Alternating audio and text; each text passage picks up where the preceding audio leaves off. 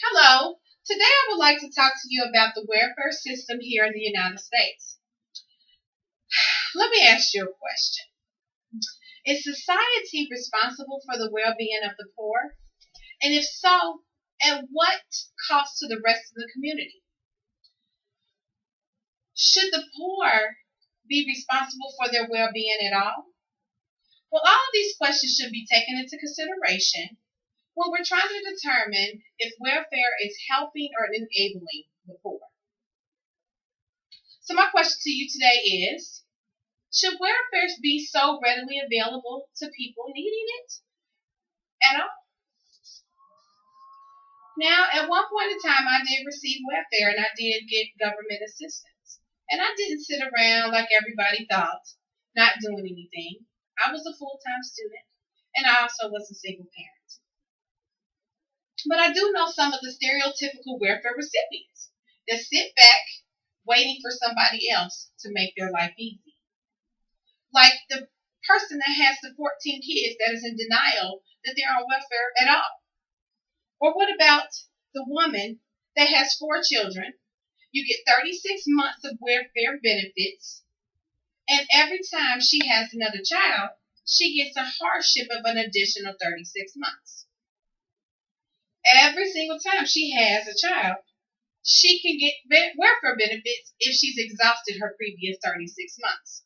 So yes, I feel that the current welfare system is not only enabling the poor, but darn near encouraging them. From a prospective taxpayer, I feel that the system needs some improvement. I read at statisticbrain.com that $131 million was spent on welfare alone last year, and this doesn't even include food stamps. Now, the downside to this is that there's a handful of people that lose their jobs or incur injuries that makes them permanently or temporarily unable to work for a living. But these circumstances should in no way, shape, or form deter them from wanting to or becoming self-sufficient. The current welfare system as is makes it attractive. It makes people working not want to work. Let's see here. Medical, free food. Well, why not? This thought process comes from the poor feeling as if they're entitled to these benefits due to their situation.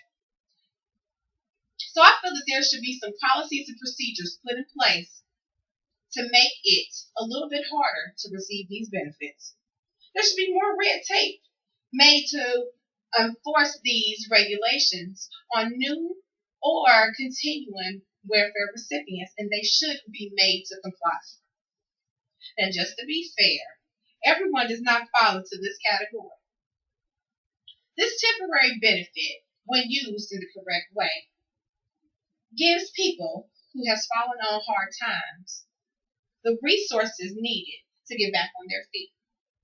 It helps them and allows them to participate more productively in society when they do not have employment. When not used properly, people believe and they begin to think that they should be able to sit around waiting on somebody else to make their life easy. This should not be accepted or expected.